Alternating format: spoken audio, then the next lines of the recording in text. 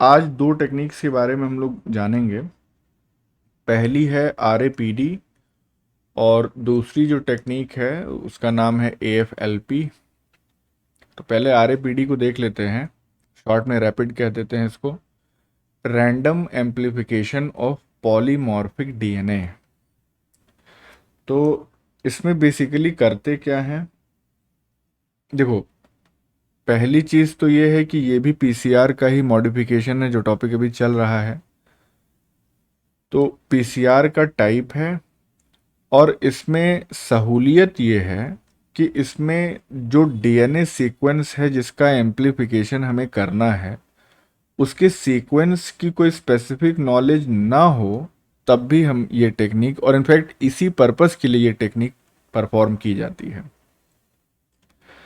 तो अगर specific knowledge नहीं है DNA सीक्वेंस की, तो उस केस में प्राइमर कैसे डिज़ाइन करेंगे, क्योंकि वही एम्पलीफाई करेगा। तो यहाँ पे एक प्राइमर नहीं यूज़ होता है, यहाँ पे कई सारे और आर्बिट्ररीली चूजन, मतलब कि रैंडमली चूज किए हुए प्राइमर्स जो है वो इस्तेमाल किए जाते हैं। शॉर्ट प्राइमर्स होते हैं। तो शॉर्ट प्राइमर्स का मतलब क्या हो गया, इनकी लेंथ 8 से 12 न्यूक्लियोटाइड की होगी और जो सेगमेंट हमको एम्पलीफाई करना है उसका साइज जो है वो बड़ा होगा, यानी लार्ज टेम्पलेट होगा। और जाहिर सी बात है, जीनोमिक DNA का वो टेम्पलेट होगा। तो मकसद क्या है RAPD टेक्निक यूज करने का, कि यहाँ पे हम अलग अलग बायोलॉजिकल सिस्टम्स जो हैं, बायोलॉजिकल सिस्टम्स का मतलब कि अलग अलग जो ऑर्गेनिजम्स हैं, उनके DNA को आपस में कंपेयर करने के लिए RAPD टेक्निक का यूज किया जाता है। मेन मदद इसमें क्या मिलती है, मेन फायदा क्या होता है इस टेक्निक को यूज करने का, कि प्लांट हो चाहे एनिमल स्पीशीज हो, इसकी फाइलोजेनी स्टैब्लिश करने के लिए, फाइलोजेनी को कैरेक्टराइज करने के लिए, उसको ट्रेस बैक करने के लिए कि जो डाइवर्जन होता है, स्पीशीज डाइवर्सिटी जो होती है, उसका ओरिजिन पॉइंट कहाँ से है, किससे रिलेटेड है, तो एंसेस्ट्री स्टैब्लिश करने के लिए भी। तो इवोल्यूशनरी स्टडीज़ में ये ज़्यादा अहम रोल प्ले करती है ये टेक्निक। और जैसे मान लीजिए कि कोई नई साइट है, एक्सकेवेशन जिसकी की गई, अनएक्सप्लोर्ड साइट है जहाँ पहले कोई नहीं पहुँचा है, वहाँ पे विजिट किया साइंटिस्ट्स ने, वहाँ तमाम नई प्लांट की स्पीशीज़ मिलने की पॉसिबिलिटी रहती है, एनिमल की स्पीशीज़ मिलने की पॉसिबिलिटी रहती है। और मॉर्फोलॉजिकली कैरेक्टराइज करना एक बात हो गई कि हम देख के और उसके फीचर्स देख के उसको हम पहचानने की कोशिश करते हैं, लेकिन जेनेटिक बेसिस पे वो पर्टिकुलर ऑर्गेनिज्म, प्लांट, एनिमल, कुछ भी हो, वो किससे रिलेटेड है, इसको पता लगाने के लिए जो शुरुआती मॉलिक्यूलर टेक्निक है वो RAPD होती है। तो पर्पस भी इसका हमने जान लिया। ये टेक्निक जो है अलग अलग स्पीशीज में और बहुत सारी स्पीशीज में इस्तेमाल की जा सकती है using universal primers. Universal primers ऐसे प्राइमर्स होते हैं जनरली जिनकी सीक्वेंस कॉम्प्लीमेंटैरिटी टेम्पलेट DNA से, कॉम्प्लीमेंटैरिटी जो है वो होती है, although they are not a perfect match of the target DNA, लेकिन फिर भी उनमें कुछ सीक्वेंसेस ऐसे रहते हैं जिसकी वजह से एनिलिंग हो जाती है। और RAPD टेक्निक में, जैसे टच डाउन PCR में हमने बताया था कि एनिलिंग टेम्परेचर बहुत हाई रखते हैं और बहुत स्ट्रिंजेंट कंडीशन में PCR रिएक्शन परफॉर्म की जाती है, कि स्पेसिफिक, जो स्पेसिफिक एम्प्लीफिकेशन है टारगेट DNA का, वो हमको अचीव हो। लेकिन यहाँ पे ऐसा नहीं, यहाँ हमको बस आइडेंटिफाई करना है। तो प्राइमर का इस्तेमाल अगर हम अलग अलग, अब कैसे आइडेंटिफाई करने का मतलब क्या है, मतलब ये है कि जैसे कई स्पीशीज है हमारे पास, या कई नए ऑर्गेनिजम्स जिनको हमको मान लीजिए आइडेंटिफाई करना है, किसी ग्रुप में रखना है, तो अलग अलग स्पीशीज के DNA सैंपल्स ले लिए और उसमें सेम टाइप के प्राइमर्स जो है वो सारे सैंपल्स में ऐड कर दिए। फिर हम एम्प्लीफिकेशन, पीसीआर रिएक्शन रन होगी, एम्प्लीफिकेशन प्रोडक्ट जो बन के निकलेगा उसकी जेल इलेक्ट्रोफोरेसिस की जाएगी, और जेल इलेक्ट्रोफोरेसिस में अगर जो बैंडिंग पैटर्न है वो किन्हीं स्पीशीज में सिमिलर दिख रहा हो या क्लोजली रिलेटेड दिख रहा हो, तो उससे हम काफ़ी हद तक ये आउटकम ले सकते हैं, ये कंक्लूजन ड्रॉ कर सकते हैं, इन्फेरेंस ड्रॉ कर सकते हैं कि कहीं ना कहीं ये स्पीशीज आपस में रिलेटेड है। अब जब रिलेटेड स्पीशीज का एक आइडिया लग गया तो फिर ज़्यादा स्ट्रिंजेंट और स्पेसिफिक टेक्निक यूज़ करके और उसकी एंसेस्ट्री स्टेब्लिश की जा सकती है। लिमिटेशंस क्या है? तो मेजर लिमिटेशन की अगर हम बात करें तो रिप्रोड्यूसिबिलिटी बड़ी कम होती है, और साथ ही साथ इसका जो इनहेरिटेंस होता है वो डोमिनेंट नेचर का होता है। डोमिनेंट नेचर का इनहेरिटेंस होने का मतलब ये होता है सिंपली कि this technique can not distinguish between this and this. तो भाई अब यहां पे अगर होमोजाइगस डोमिनेंट है और हेट्रोजाइगस डोमिनेंट है तो दोनों के लिए जो बैंड निकल के जो बैंड बनेगा वो बिल्कुल एक इकलौता बैंड बनेगा। जबकि जो रेसेसिव इनहेरिटेंस शो करती है या जिन टेक्निक से डिटेक्ट हो सकता है उनमें क्या होता है कि उनमें अलग अलग पैटर्न, अलग अलग लेवल पे बैंड्स जो है वो फॉर्म होते हैं। जैसे यहाँ पे नहीं बैंड बनाएंगे हम दूसरे वेल में, क्योंकि अलग ऑर्गेनिज्म को लेंगे ना, एक ही ऑर्गेनिज्म एक टाइम में होमोजाइगस और हेट्रोजाइगस तो हो नहीं सकता। तो दूसरे सैंपल में तो ये सपोज करिए this is for a, this is for a small a, और अगर रेसेसिव वाला भी होगा तो उसके लिए भी अलग एक बैंड तैयार हो जाएगा इस लेवल पे। इस तरीके से अपीयर होता है बैंड जब जेल इलेक्ट्रोफोरेसिस करते हैं। तो लिमिटेशन है ये एक तरीके की, क्योंकि हमको एक्चुअल जो जीनोटाइप है वो नहीं पता चल पाता है इस केस में। अब रिप्रोड्यूसिबिलिटी का क्या मैटर है कि अगर हमने उस स्पीशीज में जो प्राइमर डाला, अब चूंकि वो रैंडमली एम्पलीफाई कर रहा है सेगमेंट को, तो हो सकता है पहले सैंपल को हमने जब एम्पलीफाई किया तो वो किसी और इलाके को एम्पलीफाई करे, और जब उसी सैंपल का सेकेंड टाइम एम्पलीफिकेशन हम करेंगे तो हो सकता है रैंडमली वो प्राइमर कहीं और जाके बाइंड कर जाए और फिर दूसरे सेगमेंट को वो एम्पलीफाई करने लगे। तो रिप्रोड्यूसिबिलिटी एक बहुत ही बड़ा चैलेंजिंग एस्पेक्ट है, लिमिटेशन है इसका। तो ये किस किस चीज़ से अफेक्ट होती है रिप्रोड्यूसिबिलिटी? तो क्वालिटी, क्वांटिटी, टेम्पलेट डीएनए की क्या है, ये बहुत बड़ा फैक्टर है। पीसीआर बफर की कंडीशन कितनी स्ट्रिंजेंट रखी गई है, इस पे भी ये मैटर करता है, डिपेंड करता है। देन मैग्नीशियम क्लोराइड का कंसंट्रेशन कम ज़्यादा, उससे पूरी रिएक्शन प्रभावित होती है, क्योंकि जो एंजाइम है पॉलीमरेज उसकी एक्टिविटी को ये अफेक्ट करता है। Then primer to template ratio क्या है? अगर प्राइमर बहुत ज़्यादा रख देंगे तो बहुत ज़्यादा फ्रेगमेंट्स जो हैं, बहुत ज़्यादा पार्ट ऑफ जीनोमिक डीएनए वो एम्पलीफाई हो जाएगा। साथ ही साथ एनेलिंग टेम्परेचर। तो ये जो फैक्टर्स हैं ये रिप्रोड्यूसिबिलिटी को अफेक्ट करते हैं। तो इनमें से किसी में भी अगर हम वेरिएशन करेंगे तो जाहिर सी बात है जो रिजल्ट पहली बार हमको मिला था उससे वेरिएबल रिजल्ट, वेरीड रिजल्ट जो है वो सेकेंड टाइम हमको मिलेगा। तो ये सारी कंडीशंस एग्जैक्टली सेम रखनी पड़ती हैं और बड़ा हाईली कंट्रोल करना पड़ता है इसको।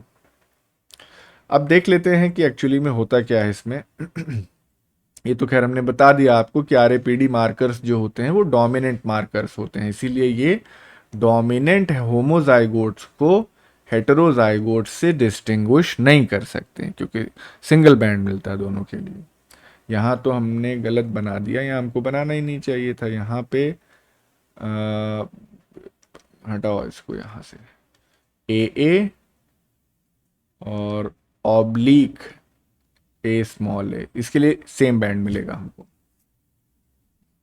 इसका भी बताएंगे, जेल इलेक्ट्रोफोरेसिस में बताएंगे, तो वहां पे क्लियर होगा कि आखिर ये बैंड कैसे ऑब्टेन होता है। अच्छा, अब हम इसका जो मेथड है वो देख लेते हैं एक बार को। प्रोसेस क्या है? तो अगर यहां पे आप ध्यान से देखें तो ये ब्लू कलर में आपको क्या नजर आ रहे हैं? बताओ भैया, इतना तो जानते ही हो। प्राइमर्स हैं। बिल्कुल, ये सारे के सारे प्राइमर्स हैं। अच्छा, अगर हम ध्यान दें यहाँ पे तो इन प्राइमर्स की ओरिएंटेशन जो है वो दिख रही है कि ऊपर वाला जो है वो राइट की तरफ ओरिएंटेड है प्राइमर्स, नीचे वाले जो है वो लेफ्ट की तरफ। अब प्राइमर्स भी ऐसे होने चाहिए, या प्राइमर की जो एनीलिंग है वो ऐसी होनी चाहिए कि ये एक दूसरे की तरफ पॉइंट करते हुए हों। ठीक। और साथ ही साथ जैसे मान लीजिए अब ये 1 और 4 है और ये 3 और 6 है, तो 1 और 4 ये भी एक दूसरे की तरफ ओरिएंटेड हैं, 3 और 6 भी एक दूसरे की तरफ, और 2 और 5 भी एक दूसरे की तरफ। लेकिन इन प्राइमर्स के बीच की जो आपस की जो डिस्टेंस है वो वैरी कर रही है। यहाँ पे बहुत ज़्यादा डिस्टेंस है, यहाँ पे कम है, यहाँ थोड़ी सी मॉडरेट है, इस तरीके से है। तो जो डिस्टेंस होनी चाहिए वो रीजनेबल होनी चाहिए। बहुत ज़्यादा होगी तो भी दिक्कत है, बहुत कम होगी तो भी दिक्कत है। तो इसका मतलब क्या हो गया कि जिस डायरेक्शन में खैर ये एरो है, या जिस डायरेक्शन में ये प्राइमर्स जुड़े हुए हैं, उसी डायरेक्शन में ये फर्दर सिंथेसिस करेंगे। अब ये यहाँ पे 2 सैंपल्स लिए गए हैं, ये सैंपल 1 है, ये सैंपल 1 है और ये सैंपल 2 है।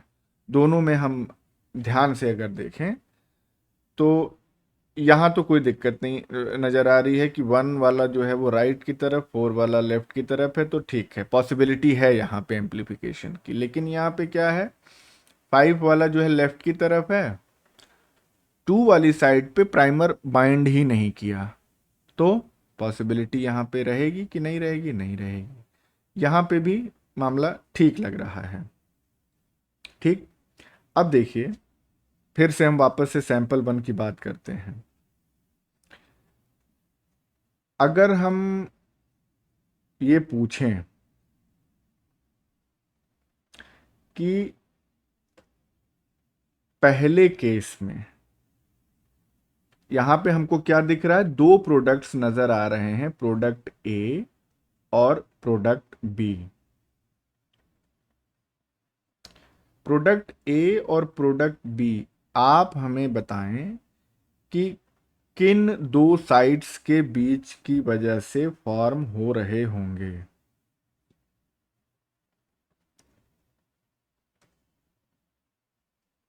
प्रोडक्ट ए जो है वो क्या 1 और 4 के बीच के एम्प्लीफिकेशन से बन रहा है? 2 और 5 एग्जैक्टली exactly. क्यों? हाँ, क्योंकि उस प्रोडक्ट का साइज भी देख के हम बिल्कुल गेस कर सकते हैं आसानी से। यहाँ तो एरो बना है, यहाँ नहीं बना है, बना दो एरो, इसमें क्या है? ये देखिए, साइज बिल्कुल सिमिलर है। इसका मतलब ये हो गया। अच्छा, क्यों यहाँ पे प्रोडक्ट हमको नहीं मिला? यहाँ क्यों नहीं मिला? 1 और 4 के बीच प्रोडक्ट मिलना चाहिए था, क्यों नहीं मिला? अभी हमने बताया, रीजन वही है कि यहाँ पे इन प्राइमर्स के बीच की डिस्टेंस ज़्यादा है, रीजनेबल डिस्टेंस नहीं है, जिसकी वजह से ये कंप्लीट नहीं कर पा रहे हैं प्रोसेस को। और उतने जितना रिएक्शन टाइम इंटरवल इनको दिया गया, भाई पीसीआर में क्या करते हैं, टाइम इंटरवल सेट करते हैं ना कि डीनेचुरेशन का कितना टाइम रहेगा, एनीलिंग का, और उसके बाद एक्सटेंशन का। तो उस टाइम इंटरवल में, because of the larger distance between these two primers, they are unable to complete the synthesis of this entire segment of the target DNA। तो इसलिए यहाँ पे हमको प्रोडक्ट नहीं मिलता है, यहाँ मिल जा रहा है और यहाँ पे मिल जा रहा है। तो रीजनेबल डिस्टेंस वाला कॉन्सेप्ट आपको याद रखना है। अब देखिए सैंपल 2, सैंपल 2 में अगर हम आते हैं तो सैंपल 2 का क्या है, यहां हमने पहले बता दिया आपको कि सेकंड वाली पोजीशन पे प्राइमर ऐड ही नहीं हो पाया, तो क्या यहाँ प्रोडक्ट मिलेगा? नहीं मिलेगा, यहाँ कोई प्रोडक्ट नहीं मिला। पहले और चौथे में फिर वही कंडीशन कि इन दोनों प्राइमर्स के बीच की डिस्टेंस बहुत ज़्यादा है, तो उतने टाइम इंटरवल में ये एम्प्लीफिकेशन की प्रोसेस कंप्लीट नहीं हो पाएगी। तो यहाँ पे हमको सिर्फ एक प्रोडक्ट बी मिलेगा। अब यहाँ वो प्राइमर क्यों नहीं बाइंड किया? तो ये पॉसिबिलिटी है कि उस प्राइमर की बाइंडिंग साइट ही नहीं उसमें अवेलेबल रही। तो अब आप खुद देख सकते हैं कि यहाँ पे सैंपल 1 और सैंपल 2 में वेरिएशन आ गया। यहाँ पे हमको दो प्रोडक्ट्स मिल रहे थे, यानी कि जब यहाँ सैंपल 1 का जेल इलेक्ट्रोफोरेसिस रन करेंगे तो हमको दो बैंड्स नज़र आएंगे, और वहीं पे सैंपल 2 का जब रन करेंगे तो हमको सिंगल बैंड नज़र आएगा ऑफ दिस प्रोडक्ट बी। तो इस तरीके से हम अलग अलग स्पीशीज, और ये तो खाली दो साइड दिखाई गई है ना, वो लार्ज टेम्पलेट लेते हैं जीनोमिक डीएनए का, तो उसमें कई ऐसी साइट्स होंगी जिसकी वजह से कई प्रोडक्ट्स हमको मिलेंगे और उसी के कॉरस्पॉन्डिंग कई बैंड्स नज़र आएंगे। तो फिर उन बैंड्स को आपस में कंपेयर कर सकते हैं अलग अलग स्पीशीज, अगर बैंडिंग पैटर्न सेम मिल रहा है या सिमिलर मिल रहा है तो हम गेस करेंगे कि हाँ भाई ठीक है, कहीं ना कहीं रिलेटेड स्पीशीज हैं ये आपस में। तो क्या ये बात समझ में आ गई? ठीक है। तो बाकी यहाँ पे ये सब पॉइंट्स लिखे हुए हैं जो हमने एक्सप्लेन किया, सब कुछ स्टेप वाइज मैनर में, तो आपको फिगर का डिस्क्रिप्शन तो पढ़ना ही पड़ेगा, और वो हमने ऑलरेडी बता दिया है, तो लिखा भी है, पढ़ लीजिएगा इसको। अब बात करते हैं दूसरी टेक्निक की, AFLP, amplified fragment length polymorphism.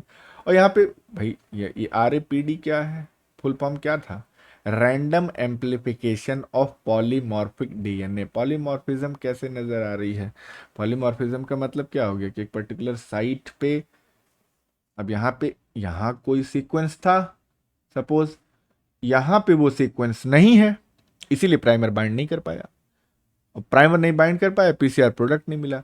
तो यानी कि ये पर्टिकुलर साइट जो है वो पॉलीमॉर्फिक है, अलग अलग स्पीशीज में उस पर्टिकुलर साइट पे सीक्वेंस में वेरिएशन है, तभी उसको हम पॉलीमॉर्फिक डीएनए कह रहे हैं। तो ये नाम का है, क्या पर्पस था नाम का। अब यहाँ पे AFLP में हम बात करेंगे एम्प्लीफाइड फ्रैगमेंट लेंथ पॉलीमॉर्फिज्म। यहाँ पे चलिए अभी नाम को हम जस्टिफाई करेंगे, पहले समझ लेते हैं कि बेसिकली है क्या ये टेक्निक। AFLP जो है वो RAPD टेक्निक की जो लिमिटेशन थी, स्पेशली रिप्रोड्यूसिबिलिटी वाली लिमिटेशन, उसको ओवरकम करने के लिए इजाद की गई। तो to overcome the limitations of reproducibility associated with RAPD, AFLP is used. अब यहाँ पे सिमिलैरिटी क्या है इन दोनों टेक्निक्स में कि AFLP में भी हमको किसी तरीके के सीक्वेंस इंफॉर्मेशन की रिक्वायरमेंट नहीं है, no requirement of sequence information. ये भी दूसरी सिमिलरिटी क्या हो गई, ये भी एक डोमिनेंट मार्कर है AFLP भी, जैसे RAPD था लेकिन ये क्या है, ये हाईली रिलायबल और रिप्रोड्यूसिबल है। तो जो शॉर्ट कमिंग्स थी RAPD टेक्निक की वो यहाँ पे कम हो गई, हट गई। कैसे देखते हैं अभी, स्टेप्स देखेंगे पहले कि कैसे ये परफॉर्म किया जाता है। सबसे पहला स्टेप होता है कि यहाँ पे जो जीनोमिक डीएनए है उसका रेस्ट्रिक्शन डाइजेशन किया जाता है। तो रेस्ट्रिक्शन एंजाइम से डाइजेस्ट कर दिया गया, और इस डाइजेशन की प्रोसेस के दौरान कॉम्बिनेशन ऑफ रेस्ट्रिक्शन एंजाइम्स का यूज़ किया जाता है, यानी दो टाइप के रेस्ट्रिक्शन एंजाइम्स यूज़ किए जाते हैं। एक को हम कहते हैं रेयर कटर्स और एक को कहते हैं फ्रीक्वेंट कटर्स। रेयर कटर्स में हमारे पास एग्जांपल है EcoR1, PST1, और फ्रीक्वेंट कटर्स में MSE1 या TAC1। रेयर कटर और फ्रीक्वेंट कटर क्यों कह रहे हैं? रेयर कटर का मतलब ये हो गया कि इनकी इनकी जो रिकग्निशन साइट है वो कितने बेस पेयर की होगी? 6 बेस पेयर्स की, और इनकी जो रिकग्निशन साइट्स होंगी वो होंगी 4 बेस पेयर्स की। तो इसका मतलब ये हो गया कि 6 बेस पेयर की साइट का आना किसी सैंपल डीएनए में, किसी टारगेट डीएनए में, वो एक रेयर इवेंट है, क्योंकि 6 बेस पेयर का कॉम्बिनेशन 1 2 3 4 5 6 ऐसे बनेगा, तब जाके रिकॉग्निशन साइट तैयार होगी। जबकि दूसरे वाले में 4 ही बेस पेयर में वो रिकॉग्निशन साइट तैयार हो जाएगी। तो ये 4 बेस पेयर का रिकॉग्निशन सीक्वेंस फ्रीक्वेंटली आएगा as compare to this 6 base pair sequence. तो इसीलिए जहां जहां आएगा वहां वहां ही कट कर पाएंगे। तो ये क्या हो गए, रेयर कटर्स, और ये फ्रीक्वेंट कटर्स हो गए जो इस्तेमाल करते हैं, अभी पता चलता है इसमें। दूसरे स्टेप में क्या करते हैं, सेकेंड स्टेप में एक ऐसा डबल स्ट्रैंडेड ओलिगोन्यूक्लियोटाइड एडाप्टर, एक नहीं एक से ज्यादा होते हैं, मतलब अलग अलग टाइप के ऐसे adapter, double stranded oligonucleotide adapter का डिजाइनिंग करते हैं कि जो इनिशियल रेस्ट्रिक्शन साइट, यानी कि यहाँ पे क्या रेस्ट्रिक्शन डाइजेशन हमने किया, तो जाहिर सी बात है दो तरीके के एंड्स जनरेट होंगे लाइक दिस, जैसे ये हो गया कॉम्बिनेशन, और एक ऐसे।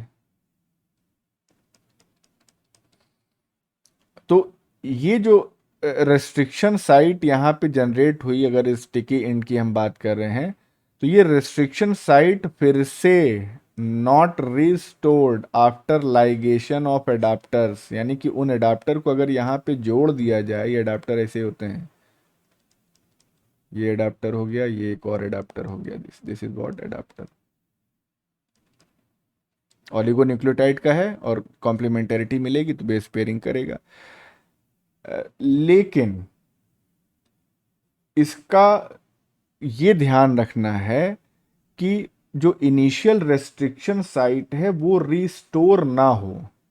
अब यहां से उतना क्लियर नहीं समझ में आ रहा होगा, अभी आगे हम डायग्राम में एलाबोरेट करेंगे तो अब समझ में आएगा आपको। तो हमने ये double stranded oligonucleotide adapter design कर लिया और उसको लाइगेट फिर कराया। तो नेक्स्ट स्टेप में क्या करेंगे, ligation of adapters to both ends of fragments, fragments के दोनों एंड में। इससे फायदा क्या होता है, हमने जब एडाप्टर की डिजाइनिंग की तो हमको पता है ना कि एडाप्टर का सीक्वेंस क्या है, तो इससे नोन सीक्वेंस पता चल जाता है पीसीआर एम्पलीफिकेशन के लिए। यानी कि एडाप्टर सीक्वेंस पता है तो हम उस हिसाब से फिर प्राइमर की डिजाइनिंग कर सकते हैं उसकी, उसी के कॉम्प्लीमेंटरी।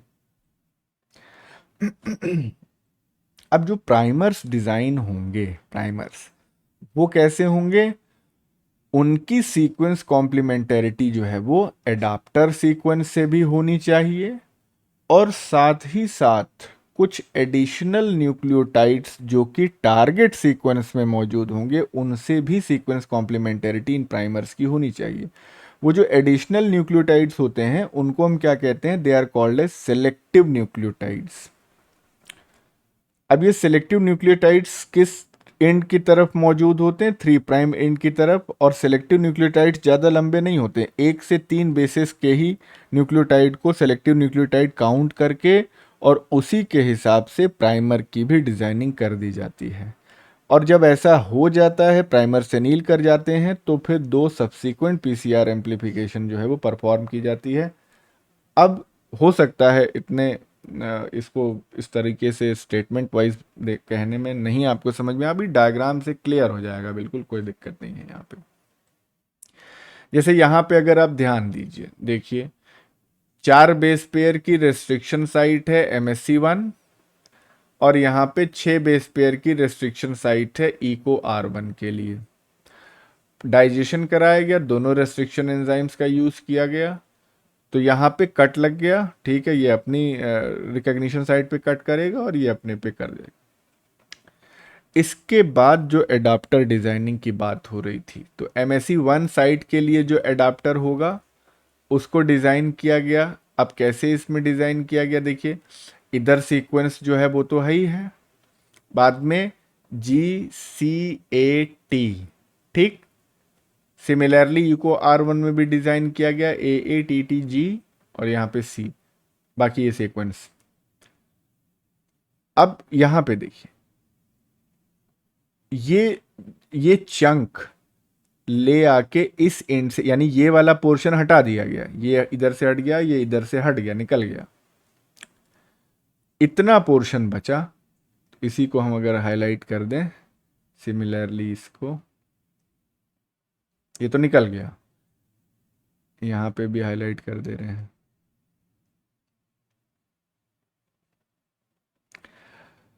तो अब अगर ध्यान से देखें तो बाइंडिंग हो गई, कोई दिक्कत नहीं है, ए के अगेंस्ट टी है, टी के अगेंस्ट ए है, और एडिशनली यहाँ पे जी है, और जाहिर सी बात है जी का कॉम्प्लीमेंट्री सी होगा। जबकि अगर हम ओरिजिनल यहाँ पे देखें तो ये टी टी ए ए है रिकग्निशन साइट, जबकि यहाँ जी टी ए ए हो गया। तो एडाप्टर को हम इसी तरीके से डिज़ाइन करते हैं कि एडाप्टर अटैच करने के बाद जो इनिशियल रेस्ट्रिक्शन साइट है वो कहीं ना रिस्टोर हो जाए। तो यहाँ नहीं रिस्टोर हो रही है, क्योंकि अगर ये रिस्टोर हो गई तो मकसद ही नहीं रहा कुछ, एंजाइम ऑलरेडी मौजूद है, फिर इसको भी कट कर देगा। तो हमको एडाप्टर को डिटैच नहीं कराना है, एडाप्टर को अटैच कराना है, और ये ध्यान रखते हुए कि जब एडाप्टर जुड़े तो रेस्ट्रिक्शन साइट फिर से यही वाली ना तैयार हो जाए। तो वही चीज़ यहाँ पे भी ध्यान रखेंगे, यहाँ जी ए ए टी टी जी, जबकि यहाँ पे क्या था, जी ए ए टी टी सी था। तो इसको भी अब ये इको R1 रिकॉग्नाइज नहीं करेगा, तो ये अडाप्टर्स जुड़े रहेंगे, कोई इसमें दिक्कत नहीं होगी, जुड़े हैं, ठीक है भाई। अब यहां पे ध्यान दीजिए, एडाप्टर का सीक्वेंस हमको मालूम है, रिकॉग्निशन साइट का भी हमको मालूम है, क्योंकि एंजाइम जो यूज कर रहे हैं उसका तो पता ही है ना कि इसकी रिकॉग्निशन साइट क्या है। तो हमने देखा कि जी टी ए ये सीक्वेंस था, इसी के हिसाब से हम, और इधर का भी सीक्वेंस हमको मालूम है क्योंकि वही ऐड कर रहे हैं हम, इसी के हिसाब से हमने प्राइमर डिजाइन कर लिया। तो ये MSC1 प्राइमर कहलाया। तो जी का कॉरस्पॉन्डिंग CATT। इसके अलावा हमने क्या कहा था कि ये तो सीक्वेंस कॉम्प्लीमेंटरिटी प्राइमर की किसके लिए है, एडाप्टर के लिए है, यहां से लेके यहां तक पूरा।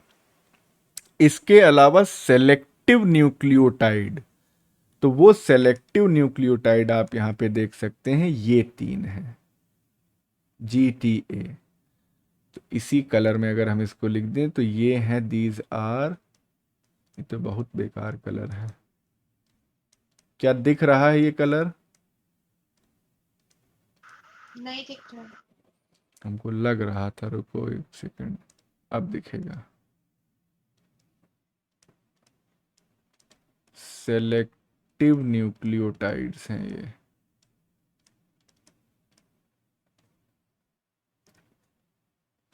तो सेलेक्टिव न्यूक्लियोटाइड्स, और उसमें हमने कहा था, ऊपर लिखा हुआ है, 1 से लेके 3 बेसेस के ये सेलेक्टिव न्यूक्लियोटाइड्स होते, तो यहाँ 3 बेस दिख रहे हैं, GT और A। सिमिलरली यहां पे भी वही कहानी हो रही है, इको R1 प्राइमर जो है, तो इको R1 प्राइमर, ये सीक्वेंस यहां से यहां तक, और इसमें भी ये 3 क्या हो गए, सेलेक्टिव न्यूक्लियोटाइड्स हो गए। तो इसको हम हाईलाइट नहीं करें, वो समझ में आ गया है कॉन्सेप्ट, ठीक है। चलिए, इतना काम हो गया, यहां तक की बात समझ। अब प्राइमर जब अटैच हो गए हैं तो जाहिर सी बात है इसके बाद क्या होगा, एम्प्लीफिकेशन होगा, इसका इस डायरेक्शन में होगा, इस स्ट्रैंड का इस डायरेक्शन में एम्प्लीफिकेशन होगा, और फिर 2 स्ट्रैंड से 4 स्ट्रैंड बन जाएंगे, यानी कि पोर्शन एम्प्लीफाई हो गया।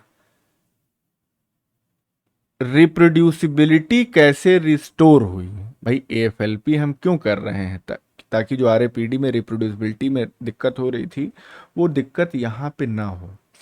उस रिप्रोड्यूसिबिलिटी को मेंटेन करने की जिम्मेदारी इन्हीं सेलेक्टिव न्यूक्लियोटाइड्स की होती है। कैसे होती है इसको समझते हैं, ये वाला ये एक्सप्लेनेशन आप लोग पढ़ लीजिएगा, तो हम बता चुके हैं ऊपर सब। तो इसमें होता क्या है, ध्यान से देखिए, ये जो PCR एम्प्लीफिकेशन है ये सिंगल स्टेप में नहीं किया जाता है, ये 2 स्टेप्स में, एटलीस्ट 2 स्टेप्स में किया जाता है। उसमें होता क्या है ये समझिए। पहला जो PCR का स्टेप होता है, जिसको हम प्री एम्प्लीफिकेशन कहते हैं, इसमें ऐसे प्राइमर का कॉम्बिनेशन लिया जाता है जिसमें सिंगल बेस पेयर एक्सटेंशन हो, यानी कि सिंगल बेस पेयर एक्सटेंशन का मतलब ये हुआ कि only one base pair as selective nucleotide, ठीक है। यानी कि यहां पे क्या है, यहां पे तो 3 दिखा रहा है, तो प्री एम्प्लीफिकेशन के केस में यहां तक तो सीक्वेंस रहेगा ही प्राइमर का, एक बेस और ले लिया गया जी, जैसे यहां पे भी यहां तक तो रहेगा जी तक, एक बेस और ले लिया गया ए। फिर ये पहला स्टेप हो गया, प्री एम्प्लीफिकेशन हो गया। फिर जो फाइनल या सेलेक्टिव एम्प्लीफिकेशन होता है, इसमें प्राइमर पेयर्स का यूज किया जाता है up to 3 base pair extension.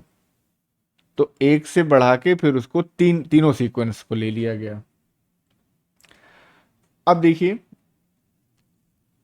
अगर एक बेस हम एक्सटेंड कर रहे हैं प्राइमर में, तो उससे ही कितना वेरिएशन हो जाता है। तो यहां पे स्टेटमेंट टाइप का है कि because of the high selectivity, primers differing by only a single base in the AFLP extension amplify a different subset of fragments। मतलब एक बेस भी अगर हमने प्राइमर में एक्सटेंड कर दिया, तो जो हमको एम्प्लीफिकेशन प्रोडक्ट मिलेगा that will be quite different जब वो एक बेस हमने अटैच नहीं किया था। क्योंकि एक बेस अटैच करने से प्राइमर किसी दूसरे टाइप के या दूसरे फ्रेगमेंट से जाके बाइंड करने लगेगा और फिर उस फ्रेगमेंट को एम्पलीफाई करेगा। अगर